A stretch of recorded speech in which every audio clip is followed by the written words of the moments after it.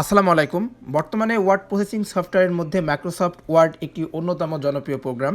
এর মাধ্যমে word processing এর কাজ করা হয়, অর্থাৎ যে প্রোগ্রামের মাধ্যমে সুন্দর উপস্থাপনায় ওয়ার্ড এর কাজ করা হয় তা হলো মাইক্রোসফট ওয়ার্ড। বলছিলাম মাইক্রোসফট ওয়ার্ডের কথা।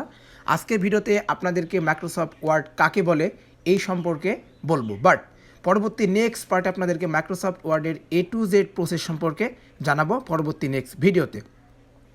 তো কথা না বাড়িয়ে চলুন মাইক্রোসফট ওয়ার্ড কাকে বলে সেটা একটু জেনে নিই।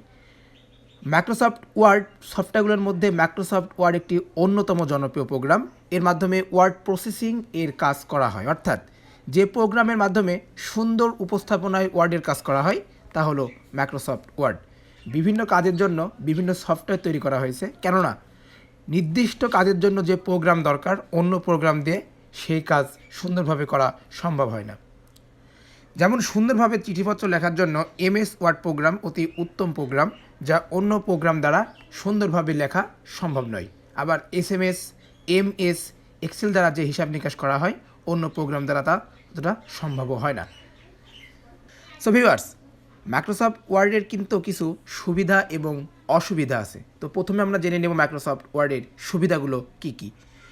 মাইক্রোসফট ওয়ার্ড প্রসেসর ব্যবহার করে কিন্তু আমরা বিভিন্ন ডকুমেন্ট তৈরি করতে পারি এবং ওয়ার্ড প্রসেসর ব্যবহারের ফলে বিভিন্ন ডকুমেন্টকে সুন্দরভাবে উপস্থাপনও কিন্তু আমরা করতে পারি।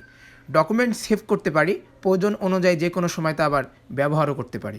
ওয়ার্ড প্রসেসর ব্যবহারের ফলে হাতে লিখে ডকুমেন্ট তৈরি করার কোনো প্রয়োজন পড়ে না। এই মাইক্রোসফট ওয়ার্ডের কিন্তু কিছু অসুবিধা আছে, সেগুলো হলো কোনো কারণে হার্ড ডিস্ক ক্রাশ করলে ডকুমেন্ট হারিয়ে যাওয়ার কিন্তু সম্ভাবনা আছে। ওয়ার্ড প্রসেসর ব্যবহারের ফলে মানুষের হাতে লেখার প্রবণতা কিন্তু অনেকাংশেই কমে এসেছে। প্রযুক্তির ব্যবহারের সঠিক কিছু জানা না থাকলে বা প্রযুক্তির ত্রুটির কারণে যে কোনো সময় সমস্যা দেখা দিতে পারে। তো এই ছিল আমার আজকের এই ভিডিও, মাইক্রোসফট ওয়ার্ড কাকে বলে এবং মাইক্রোসফট ওয়ার্ডের সুবিধা এবং অসুবিধা।